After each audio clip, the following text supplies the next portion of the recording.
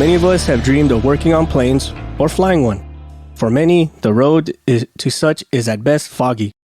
However, there are many programs out there that can help you realize your dream. If you have the dedication, you can achieve anything. In this episode, we'll share with you some ways to make your dream that much closer to you. This is From Street to Seat. Hi, everybody. We have a special guest today. He is a former Army Scout. He is a commercial jetline pilot, and he's also a co-founder for Rotary Airline Group, a nonprofit organization that helps veterans become airline pilots and aircraft mechanics. Please welcome Tim Kirshbaum. Welcome, Tim. How's it going, y'all? Doing well. Welcome to the show. Appreciate you taking time out of your busy day to help come talk with us. Well, thanks for having me. I'm excited to be here. This is my first podcast, so I'll try to roll with the changes as we go. Not a problem at all. It is a pretty informal podcast. We just like to get together and talk with interesting people and complain and bounce ideas and, all the normal stuff. Sounds like a good time. It's going to be a good time. Tim, tell us a little bit about yourself. I'm an Army brat, grew up around the military, and when I got done with high school and my 1 year of college, I decided to go and join the Army. Joined the Alabama National Guard first off. I was a forward observer for a little less than a year, decided it wasn't for me, went active duty. I was a Cobra crew chief out in Hawaii, last AH-1F unit for the active duty Army. Put in my flight packet, became a warrant officer, flew H-58 Deltas for about 15 years. I did everything from maintenance test pilot, maintenance examiner. I was a test pilot instructor, flight instructor, all that fun stuff. Did about 5 combat tours, 3 in Iraq, 2 in Afghanistan, and the 58D. They retired my 58D out from underneath me. I became a 64 Delta longbow test pilot and did that for my last 3.5 years in the Army. Retired after 24 years and transitioned into the airlines. Started flying CRJ 200s, 700s, and 900s for American Airlines subsidiary PSA Airlines. Just left them not too long ago. I'm now in training right now to fly a Boeing 757, 767s for Air Transport International. Wow, very nice. Pretty much my background. Quite the rap sheet you got there. I feel so underqualified now. I know. That's pretty awesome. So I'm not a helo guy from my background, but what was that like flying combat missions? I mean, if you want to or are willing or are able to talk about those, and can you just kind of go over what deployments were like in those and different situations? Yeah, it's like nothing you've ever done before. Flying the 58D in combat was probably the most fun I ever had. You flying low-level reconnaissance, doing convoy security, hasty attacks, stuff like that. Just working for the ground. The living conditions in the beginning. I was on the Iraq invasion in 2003 with the 82nd Airborne. We're living out in the dirt and living under tents, doing all that fun stuff. Lived outside of Fallujah for a little while, operated around Fallujah, Ramadi. Tour 3, we were up north in Iraq, around Mosul, Talafar, Spiker, just reconnaissance, finding bad guys, keeping the ground guys safe, and trying to make sure everybody got home so they can get back to their families at the end of the deployment. My 4th deployment, we were in Afghanistan, down in Kandahar. I was the production control officer, which is pretty much the maintenance supervisor for the entire task force. Had about 80 aircraft under my maintenance control.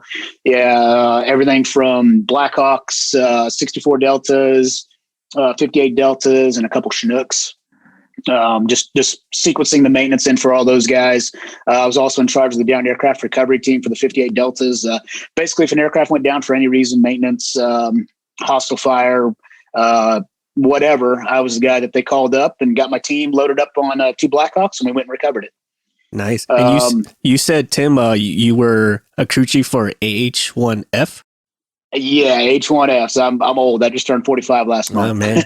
I can tell you, that's my legacy aircraft right there, because I was a AH-1 Whiskey crew chief, and then also with the UH-1 Novembers. So, very nice. Double helo legacy there. And then now, I think nowadays they're on the AH-1 Zulu, the 4-bladed ones, which I had a few exposures with it, but for the most part, you can tell it's a lot larger than what its predecessor used to be. Oh yeah. The H1F, same cockpit design, about 3 feet wide. Now you guys kept the old, what we call the prod and the ECAS windows, where they were nice and bulged out. You can see a lot more than our 7-pane windows. But I love that aircraft. Actually, little historical note: my aircraft was a 71-21-035, and we retired it. In 1999, we flew all the Cobras back down to Hickam Air Force Base, Hawaii. They loaded them up on a C-5 and then headed out to Fort Drum, where they all went to the boneyard, or they got parted out or sold to foreign nations and everything. Just so happens that my aircraft was the last H-1F in the boneyard when a VFW down there in Scottsboro, Alabama, requested a static display bird. So this past Veterans Day, or just past Veterans Day, my Cobra is actually on display down in Scottsboro, Alabama, on a stick. So nice. Really cool. I got to go to the dedication of it. My name is still on it from my enlisted days. It's nice. Pretty cool. That's pretty cool, actually. You can still go see the bird you spent so much time in, sit there and tell stories for days. You should go up there and sign it. Did you sign it? I didn't sign it, but we were able to get in there and pop the identiplate off of it, and not the identiplate, but the radio call ID. There were a few parts on there that were still on it that didn't quite make it to the stack display yard, but Nice. That is nice. That's pretty cool. All the planes that I've seen, I remember when they decided to put the whiskeys on in the boneyard, and we're seeing the last couple of them get either loaded up or flown out. I'm like, well, there it goes. The last we'll ever see of those. Oh, yeah. Well, who knows? Who knows, Six? You might run into one of yours sitting on a stick one day. Oh, right. you never know. That's when I know, like, I put putting glass and break in case of war kind of thing. I don't know too much about the helos, but I can relate to a couple of the locations you said you were in. You said Spiker. That was my first deployment to Iraq, but that would have been beginning of 2009. I think spring of 2009. Okay. And then I did about 11 months in Kandahar, my first time to Afghan. When was that? That would have been 2010, I believe. Oh, I was there about that same time. Hey, yeah, I was in Kandahar 2009, 2010. I think July to July, if I remember right. Yeah, we would have been on base at the same time then. So I tell you, every night at 5 p.m. you could almost count. You can almost guarantee the rocket sirens. Remember those old rocket sirens that go off? Oh, I remember.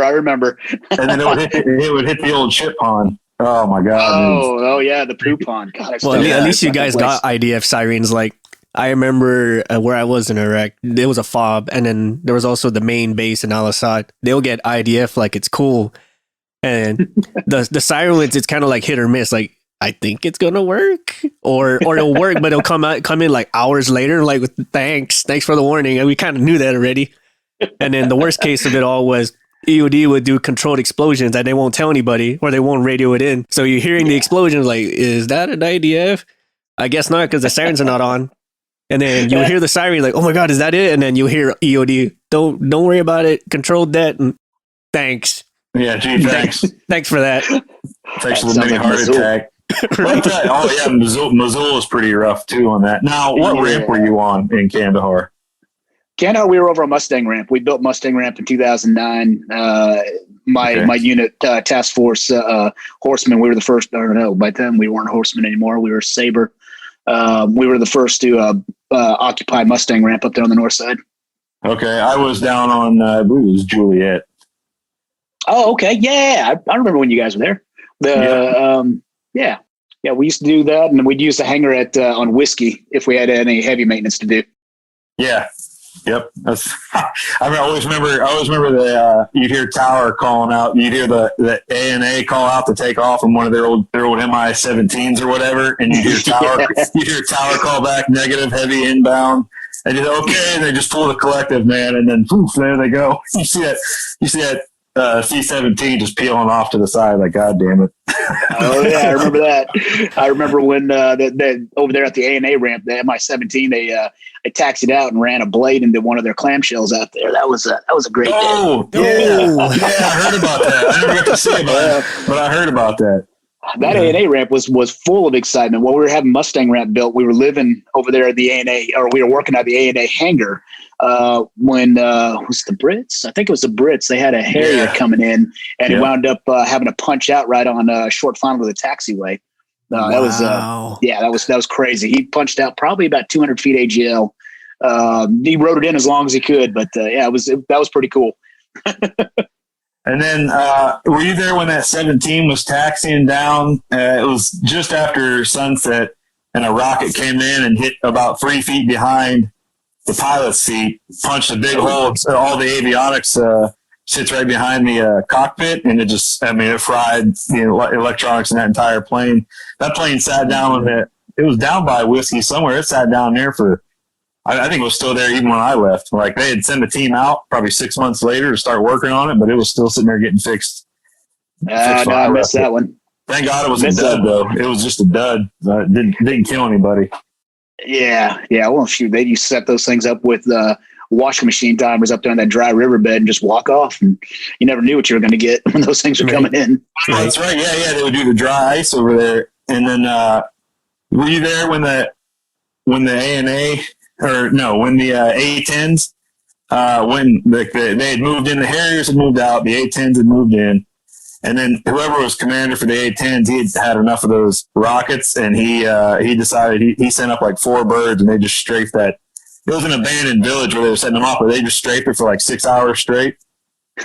No, I wasn't there for that one. Just use it for target. That was a cool day too. Just constant A-10 barrage in those mud huts, man, just blown at the smithereens.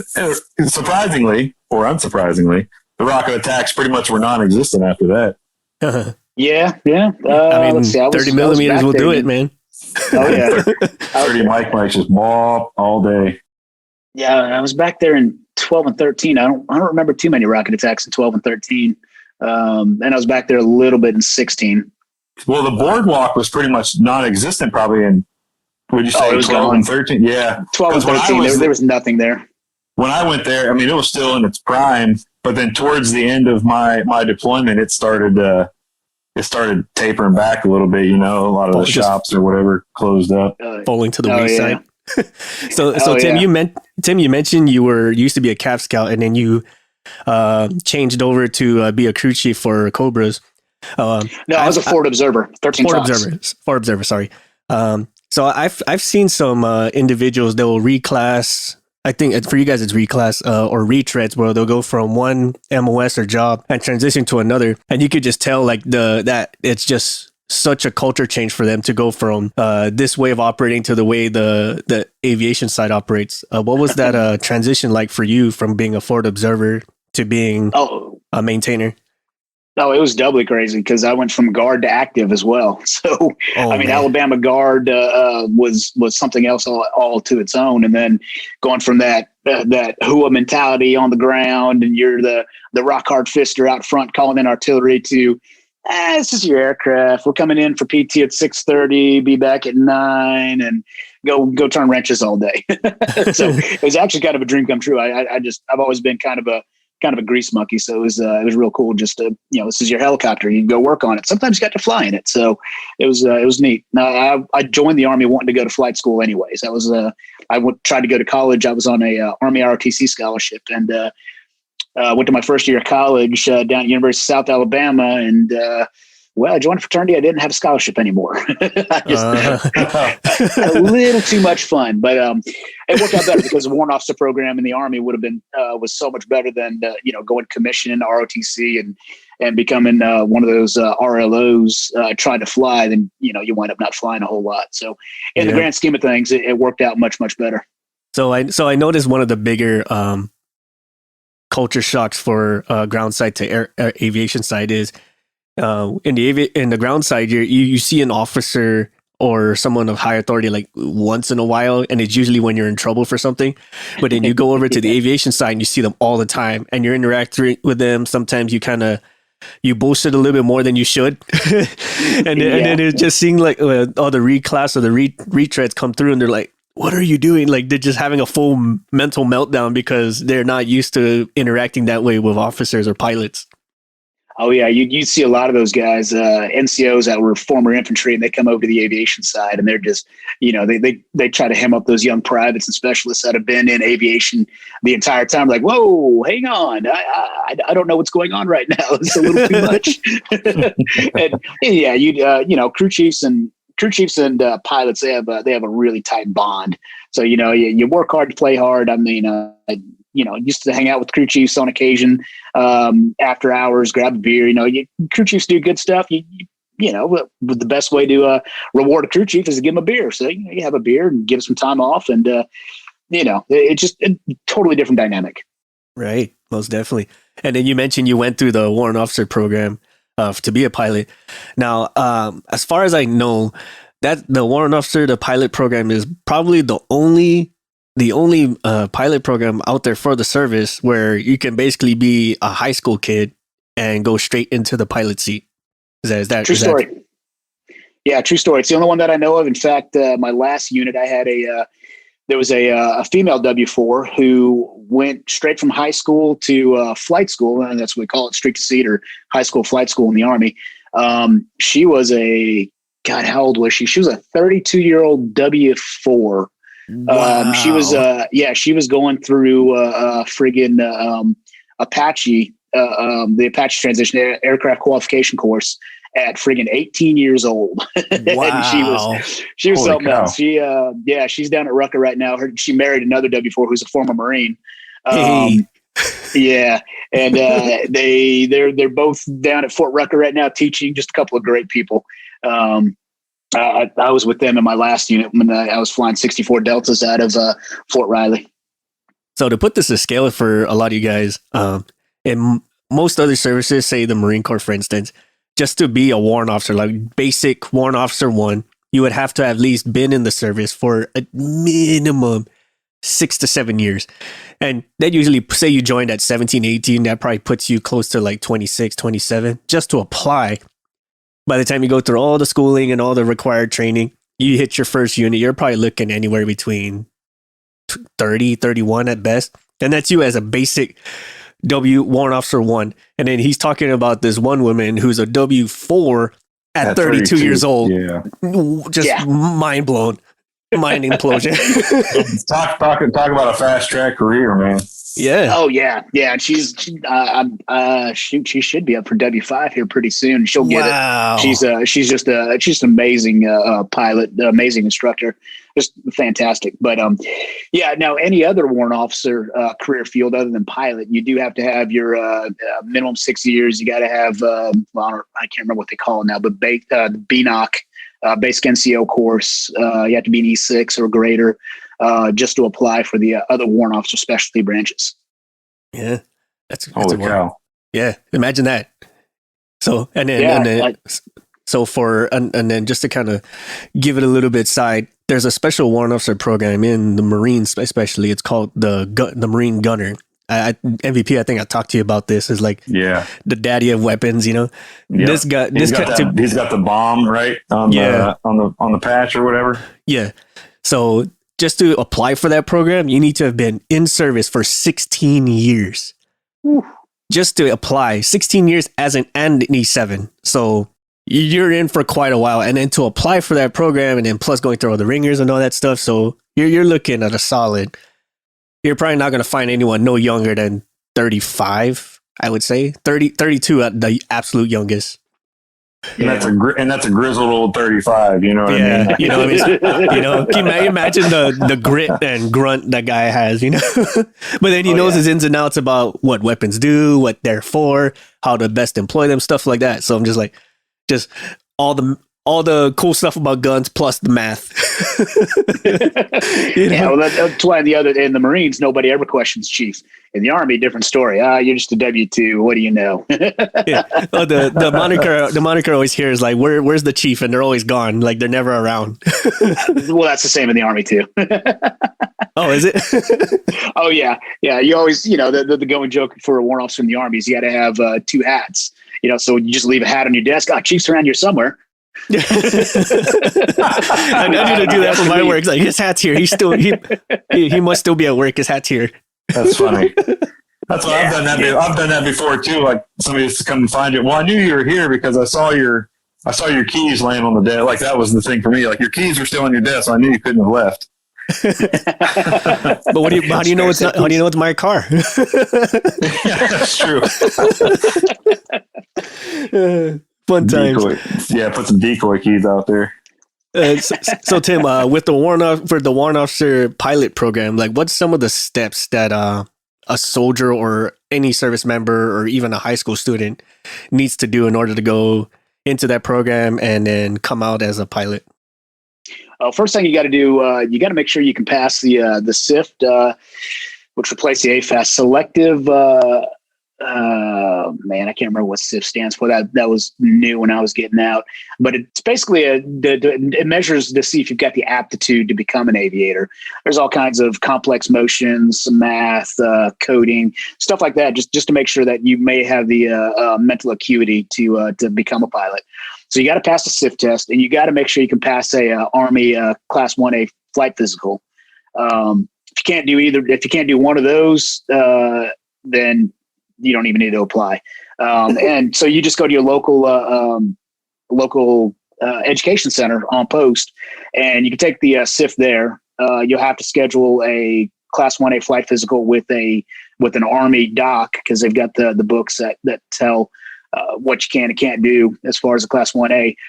After you've gotten all those together, then you got to go find yourself some recommendations. You got to have your company commander recommendation, your battalion commander. Then you got to find a senior aviation warrant officer that is willing to write your recommendation.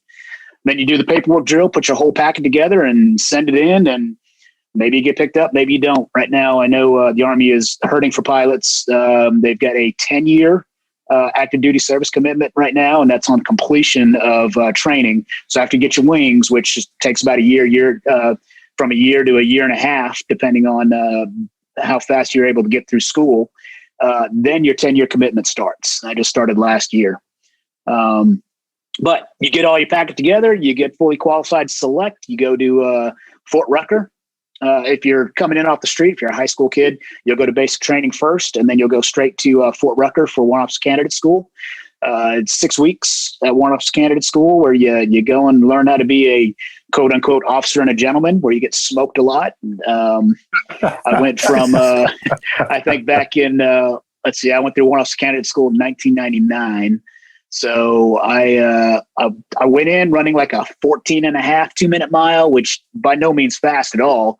But we did so many daggone wind sprints. My graduation PT test, I was running freaking 12:20s in 6 weeks. So you do a whole bunch of running. Nice. I like how you said of a high school kid, you got to go to boot camp first. I can imagine what that's like to be that kid who everyone in his boot camp platoon finds out, oh, he's going to be a pilot. Got you. And there was a bunch of people who are just going to be grunts. You know what I mean? Oh yeah, that's cool. That's cool. We got your number while we can. Before we have to start saluting you and stuff.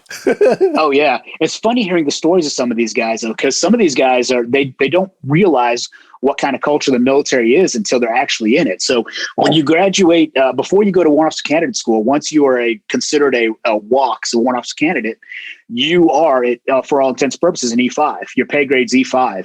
So a lot of these kids, I've heard of a couple of them that would come out of basic training and ask to get pinned on E5 at basic training. Can you imagine being their drill sergeant going, "Oh hell no, I'm not giving you E5 right now. You can go put that crap on before you get over there to Fort Rucker." Look, I got you. Oh, I'll pin it all right. I got you. You're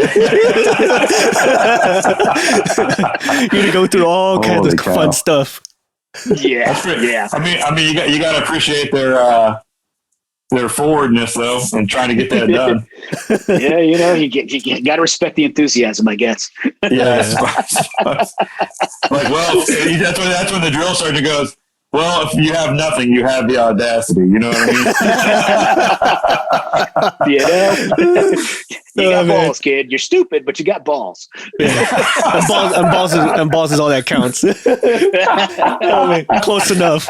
Roll Oh my gosh, that's hysterical. But man. yeah, so you get done with one-off candidate school, and you pin your W1 on, and you next step is SEER school. So it's class SEER level C, 1 month long. Everything entails with SEER level C. Then you do your aeromed, and you start flying. You go through primary and instruments, and the LUH right now flying Lakotas. After that, you do aircraft selection, and you can right now coming out of flight school, you can either go fixed wing, Chinook, Blackhawk, or Apache, based on how well you do in your class. Order merit based off of your test scores, your PT scores, leadership points, stuff like that. Number one guy gets to pick his aircraft. They come in with the attack officers come in with a list and go, okay, DOD needs 11 Apache pilots. We need 4 Chinook pilots. We need 5 fixed wing pilots, and we need 12 Blackhawk pilots. Number one, what do you want? And they go down the list, and bottom of the class winds up with whatever's left over. In my class, the last 9 guys in class got Apaches. Nice. Yeah, Interesting. I would now. Sitting here listening to that, I'm like, well, obviously everyone's going to take the Apache. You know, the top guys. That's interesting that the bottom guys got the Apaches. Is it because it's not a fun flying aircraft, or is it? The Apache is a whole lot of fun to fly, but it's a lot. You're responsible for all the aeronautical knowledge. You're responsible for ballistics. You're responsible for weapons employment. You're responsible for, I think what shakes everybody up is the bag. The bag is basically, everybody else flies night vision goggles. You flip them down. In the Apache, you fly off the PINVIS, the pilot night vision system, which is on the nose of the aircraft. You got so when you got the monocle over your right eyeball, your point of reference for flying in night flight is a forward-looking infrared that is 3 feet below you and 10 feet in front of you. So hovering and all that fun stuff is very, very different, and it's only pumping into one eyeball. That would be. That'd be very disorienting. Yeah, it is because you got all the lights of the cockpit that your left eye sees, and your right eye is seeing outside under FLIR. Now, when you're doing the bag, the training to be able to fly in that mode of flight, they've got black tarps that they fill the entire back seat up in. And then the instructor pilots up front in full daylight. So if you get into a situation, you can take control of the aircraft. And you do an entire, basically learn how to fly all over again. Even for me, when I went through the Apache course, I had probably about 2,500 hours in 58D, all kinds of modes of flight, night vision goggles, everything. And learning how to fly the Apache was easy. Then they put me in the bag, and it was like learning how to hover all over again. So the bag likes to scare a lot of people. So back in my day, of course, 1999, let's see, we did aircraft selection in October 2000. A lot of guys didn't want to fly the Apache, and it was the A model then.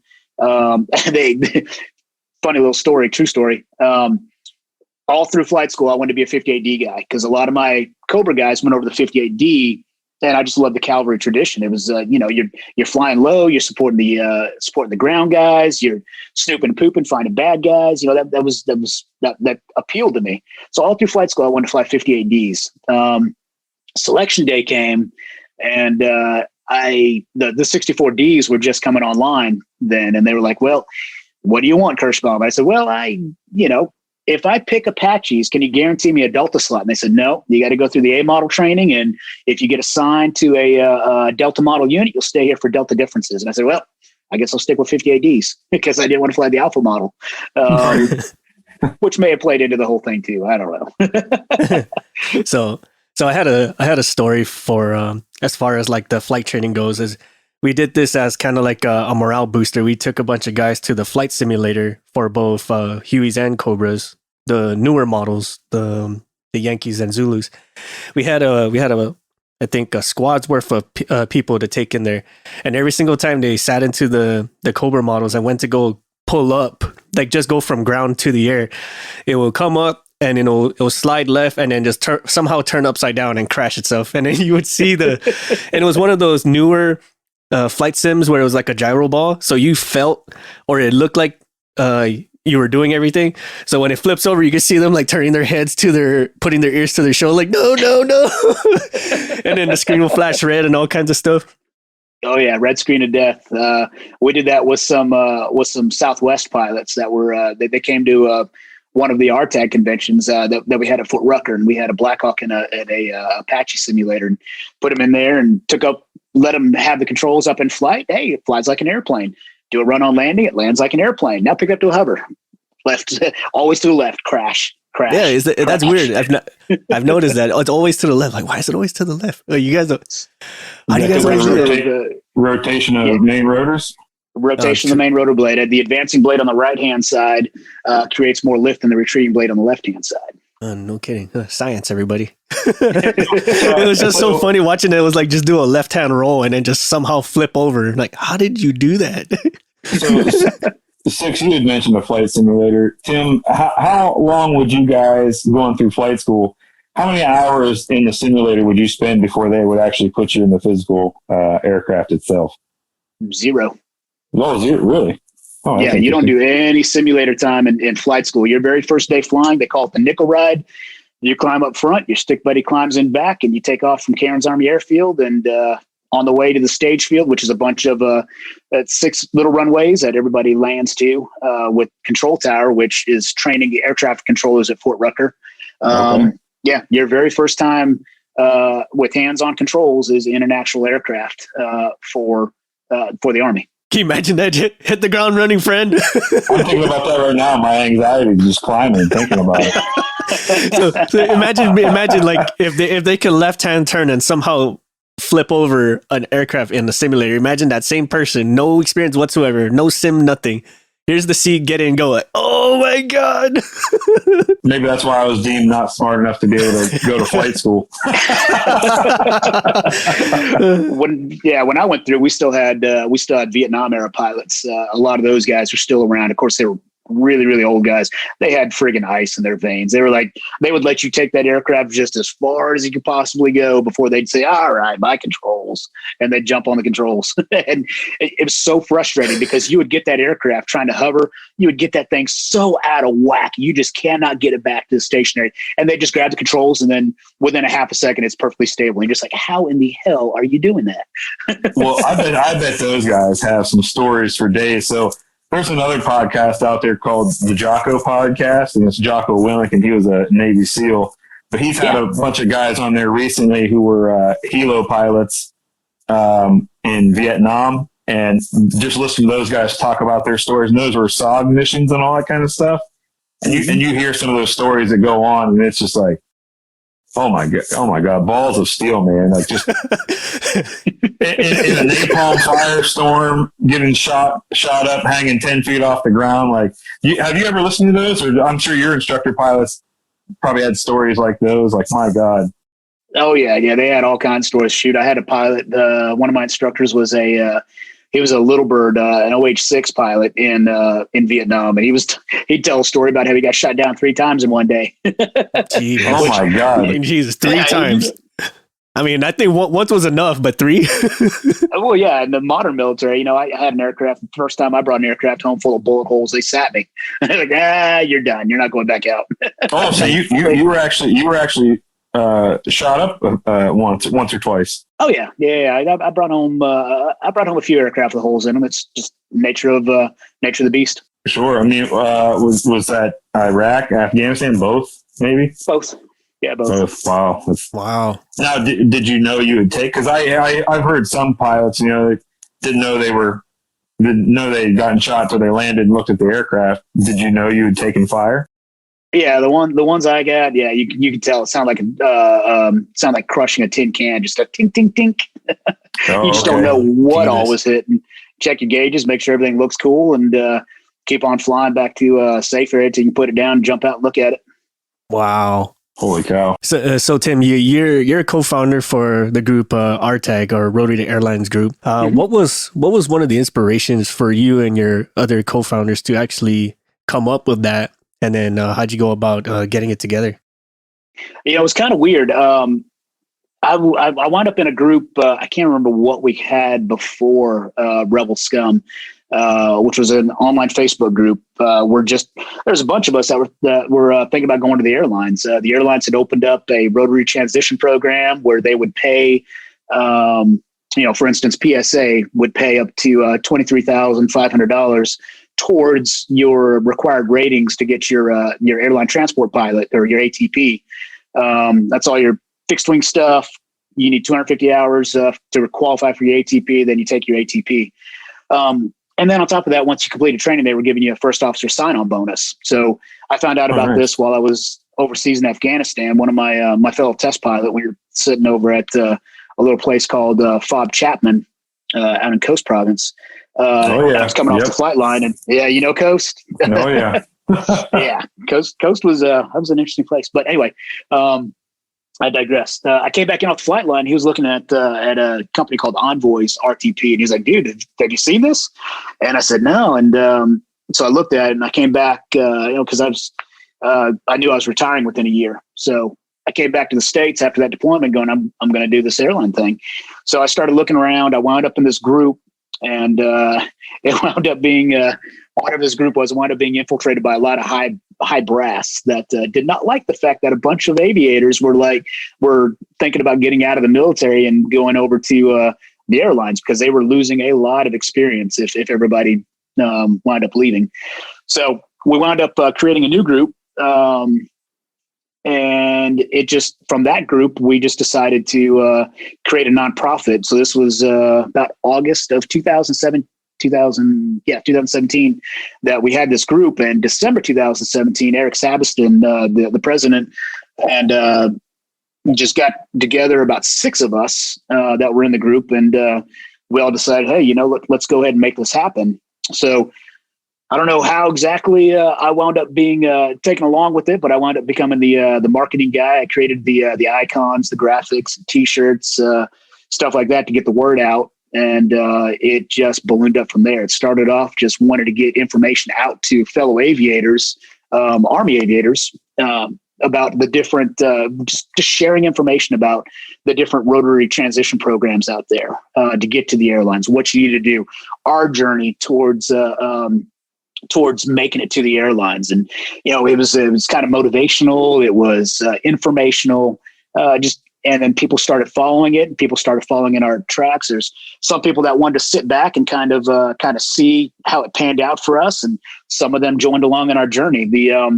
That test pilot buddy of mine, we both wound up at PSA for a while. He's still there. I just left, but after the nonprofit started taking off, we had our first convention in Savannah in 2018. We expected about 150 people there. I think we had a couple airlines. We had Piedmont, PSA there, a couple flight schools that were there that were already Part 141 qualified for VA funding. But we expect about 150 people there. We wind up with over 800 people at this first convention. Wow. In this itty bitty friggin', if anybody's ever been to Savannah, you got the Mighty Eighth Air Museum over there. And this little convention center was just blown up. And at that point, we knew we had something pretty serious. Eventually, we branched out, started wanting to get the crew chiefs on board, because the airlines were asking us, hey, who do you know who are qualified mechanics that can get their A&P?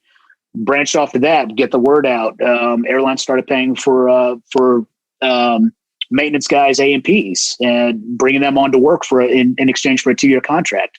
Got a couple people in on that, and then it just continued to branch out to the conglomerate that we are today.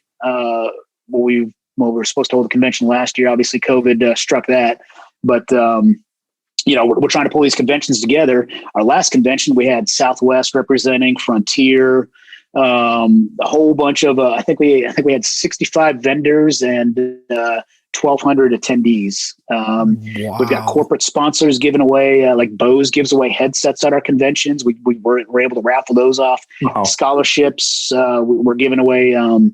We take donations for scholarship programs, the Chris Bedzis Memorial Scholarship, the Enlisted Airline Scholarship, where we take an enlisted guy with absolutely zero time. He goes to right now, Trident is our partner. They'll go to Trident. Trident takes them all the way from their day one flying all the way through their commercial license, all the way through flight instructor. And then they work as a flight instructor for Trident until they have their required 1,500 hours where they can apply for their ATP to make it to the airlines. Just phenomenal programs out there. So that's where we're at today with R.T.A.G. That's impressive. That's a really impressive thing you guys have done. I mean, because prior to you, I don't think there was really anybody gathering all that information, putting it together where people can understand it, and then delivering it to the people, in one tight little package where all the information's right there in front of them. There was one back in the early 90s called R.T.A.G. And they handed the reins over to us. So all those guys that originally founded R.T.A.G were Army aviators, and they're all legacy captains now, flying for United and American and Delta. So we have a room set up for R.T.A.G guys when they come to the convention where they can meet up and do all their stuff. But and of course, back in the early 90s, there's just a bulletin board system, maybe a forum. But they never quite reached as far reaching as we are at the moment. But yeah, prior to that, there was nothing. Right. I can attest to that. 'Cause like even for mechanic side, when they say, hey, how do I become a mechanic in the civilian world? Like, well, you got to go to A&P school. You might be able to get your hours signed off. So all you got to do is really just take the test. You can sign up for this 2-week prep and all this and that. But other than that, that was really it. Like, it more or less figure it out, I guess. Yeah, for me, it was there was only one way to do it, and that was to go to A&P school, and then from there, there were some different employers came to the school. You could fill out a resume, hand it into them then, and then if they liked you, they'd give you a call. But there wasn't really anything other than that. There was no other options to, hey, go work over here in this hangar for 6 months with a qualified A&P, and then they can sign off on your hours like Six was saying. And then from there, all you got to do is just go take the test. Nope, you got to spend tens of thousands of dollars getting your licenses and then move on from there. Right. And that was the same way with pilots, because it's some areas like in California, for instance, they'll have like these private pilot classes. You spend $400 to $1,000 depending on what it is. You get your private pilot's license, and then if you want to, you can try to go for the CFI instructor courses, and then possibly get a commercial pilot's license after you done spent like thousands upon thousands of dollars, like what MVP said. But what you're saying with these programs, like, we'll take you from day one, zero knowledge, all the way to the point where you're hired. Like, wow. I mean, I'm mind blown just by hearing all that. And we saw that discontinuity in the maintenance field as well. With my maintenance background, I've never gone to get my A&P, but I've got 3.5 years of maintenance experience and an MOS that the FAA identifies as qualifying for the airframe and power plant. So I could technically go get it, but there was no one-stop shop to figure out how to do this. Now we've got schools on board, like Middle Georgia. Down in Macon, they've got an entire maintenance program, but you can go there with VA funding, do your test, and you're done for your A&P.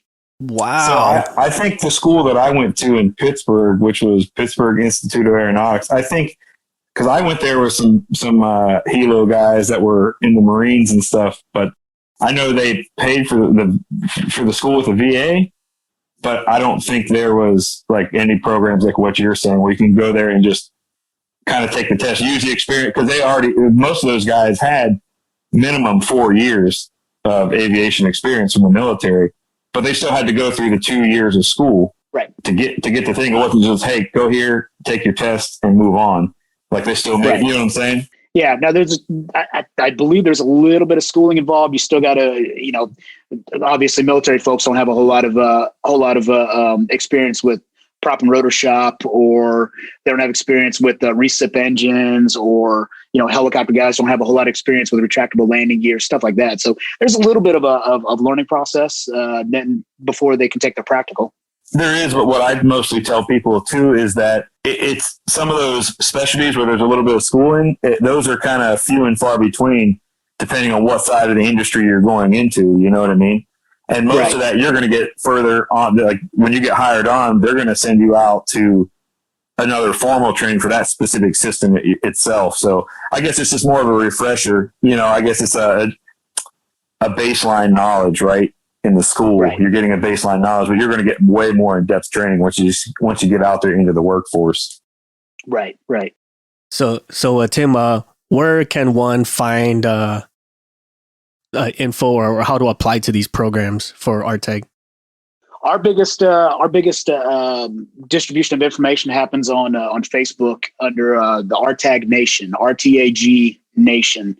It's a member only. You got to ask to come in, and there's 3 questions that we ask just to make sure you're a legitimate person and not somebody. It seems daily we get folks from overseas that can't speak English. That we're not going to be able to help you guys. I'm sorry. Please stop trying to apply to R.T.A.G Nation. And we've experienced that even via the podcast. We get reached out from people. Hey, I want to apply to something like this. I'm like, hey, we don't hire for those things. We're merely a podcast disseminating information. You got to do the research, Exactly. Yeah. My favorite's when they answer the 3 questions and we get okay, I will seriously abide. I'm like, you didn't answer any questions, but cool. But thanks. Yes. Yeah. So you can get on to R.T.A.G Nation. R.T.A.G, the Veterans Charity, is our home front page, which just kind of, it's broad strokes, just distributing information. That's where most of the industry finds us first. The R.T.A.G Nation is where you can go ask questions. We've got a myriad of information in there in the search bar. We got people from all different backgrounds. We got enlisted guys who got out and got to aviation the hard way. I'm in class right now with the guy who was infantry, worked with 7th Group, who wound up going and flying puddle jumpers and checks and all that fun stuff, and working for Endeavor for the last 10 years. And now he's here getting ready to go fly cargo. But you can go on R.T.A.G Nation. You can put a search in the query bar, or you can just ask a question. I'd suggest searching it first because a lot of times the question's already been answered. But you can ask a question, and anybody with experience will jump in there. Offshoot of R.T.A.G Nation, we've got what's the word I was looking for? We've got mentorship programs, guys that have been there, done that. That'll help walk you through stuff. If you come up with a question and they can help you along with it. Our website is rtag.org, which is our own little website, and it's mostly the dissemination of information. It's our shop front for our t-shirts, like our Truckmaster t-shirt, stuff like that. You guys ever watch Top Gun? They getting ready to get kicked out. What was the name of that driving school that we passed back there? Truckmasters, was it? Yeah. So, but we that's the best place to find us. Mostly Facebook. That's where we started, and that's where we have most of our traffic. Awesome. Tim, you did mention something about conventions. I know we're kind of in the beginning phases of 2021, but are there any conventions that you guys scheduled this year? We're being very hopeful right now. March, we're looking at a job fair, not quite a full blown convention, but a job fair informational venue at Fort Hood. Okay. Right now, we're planning on the Clean Civic Center. We're hoping that still goes off. We're still kind of monitoring COVID protocols for the Fort Hood area, clean area right now. Our big one, we're looking in October. It's going to be in San Diego. We don't have a specific date yet. We've got a block of time already sectioned off, but again, we're checking COVID protocols, and this one is going to be huge. It'll be the last hiring event for 2021. We're going to have major airlines there. We're going to have cargo companies there. We're going to have flight schools. We're going to have colleges. All different ways of trying to figure out how to walk this program, how to fund this program, how to get to where you want to go. It's a choose your own adventure. It all depends on which direction you want to go, and you can get here. You hear that, everybody? Fort Hood and San Diego. 2021, March and October. True that. Tim, if there's any way we can help get the information out there for you guys as well, I mean, we're glad. Well, I guess speaking for myself, but I'm pretty sure Six and Shoreline are on board too. I mean, any way we can help get the information out there to people, we'd love to help. Absolutely, we'll definitely tap into you once we have concrete dates and times and all that fun stuff. We will definitely reach back and get with you guys and figure out how we can get this information out to everybody so we can have a good turnout, and we can get more veterans in seats or behind toolboxes or in dispatch centers or schedulers with flight attendants. We even have airlines asking us if we have a source of flight attendants. Yeah, if that's what you want, come to the convention and we can make it happen. So if we get that information out and you guys can help us get it out, we'll gladly ask. Yeah, that's pretty cool. I can't wait to help out. That is really cool. I mean, I would like to set up a booth too at that convention if possible, if and when that actually happens. That would be cool. Maybe do like a live recording with the whole R.T.A.G group while we're there. Block off a section of time and just sit down with everybody while the convention's happening and just kind of talk about it a little bit. That would be way cool. That would be very cool. I'm sure. I know Josh and Eric would love to have it. Jim's kind of our silent giant. He doesn't talk a whole lot, but he's the fourth director. Yeah, that would be awesome. San Diego's going to be a 2-day event, so we will definitely carve out some time to do that. You hear that, guys? We're packing for 3 days. Okay. we ready. All right. Closing thoughts for anything, MVP? Tim, appreciate you coming on. Fantastic what you guys are doing for the aviation community. Getting all the information out to people to help them get their careers jump further than they already are or just get started. Really appreciate that because as we all know, the aviation industry is kind of it's big but small at the same time. You know what I mean? Oh, absolutely. And not a lot of information is shared about it, but there's groups like you and us, and we just try to make it as easy as possible for those who are interested and want to get into it. So appreciate you coming on. I appreciate you guys having me on it. This is a good time. Any final thoughts for everyone out there, Tim? If you want to do aviation in the on the civilian market, we even got contract market too. We're tapping into that. So if you want to do aviation outside the military and you're looking for a way to get there, by all means, look us up. R.T.A.G Nation, rtag.org, or just R.T.A.G the Veterans Charity. Come find us. We're more than happy to help. I can just say this. Just that kind of effort and information and programs that R.T.A.G and their members are putting out there. I wish I heard about all this when it happened because there are those out there who I can imagine are going through the biggest of struggles, trying to just get their foot through the door, all kinds of struggles. And then now we're having a way where we can lessen, or if not eliminate it altogether, and just kind of let the legwork kind of work itself through instead, other than what you're doing now, like ice skating up a hill. Well, and speaking from my own personal experience, I thought, again, there was only one way to get through it, right? Okay, I got to go to A&P school. I got to get my license. Okay, now I got to find a job. Okay, now there's only, and there was only available to me what companies came to the school. Okay, well, out of those, I got offers from these two, and now I got to choose the best one out of that. Whereas now through R.T.A.G, you can say, man, there's like 15 different routes I can go. What am I really interested in? I really, really like this one specific aspect of aviation, and I want to do that. Well, R.T.A.G's outlined that path of progression. Right. On top of that, we're trying to make it even easier. We one thing that I wanted to bring up that we didn't quite get to, one of the programs we just started, we call it R.T.A.G. Everybody who's gone overseas knows that relief in place. I forgot what TOA stands for. Anyway, R.T.A.G, when you get changed out with your new unit. We've created a program, and we've got flight schools that fall under the umbrella of R.T.A.G. We'll call it Remote Instruction Program Takeoff Academy.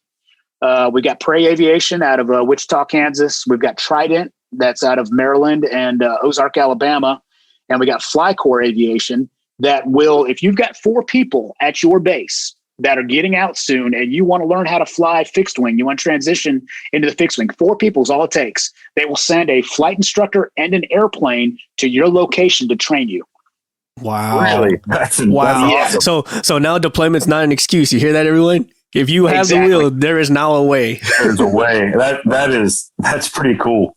Now, I assume those deployments are limited on location as to where they're going to come. Yeah. So we're kind of picking out all these different flight schools are geographically located where you can select where you want to live or where you want to work, and they'll come to you. So right now we got the eastern half covered between Trident and Flycor.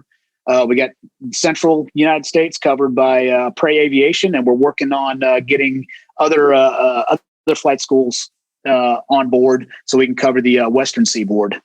So we're trying to get everybody that wants to come in here. You got no excuses anymore. Just look us up and find a way to make it happen. In addition to that, all the different programs out there, and you can find all these on R.T.A.G Nation. I know we're going long on time. Find these on R.T.A.G Nation. Different ways to pay for this. Apply for a Chris Bedzis scholarship or apply for a E2A scholarship when they come around. We'll announce those in November. The winners of those, I think July is when we open up the window for applications. There's no excuse. If this is what you truly want, it's hardly a fight anymore. Come on out and do it.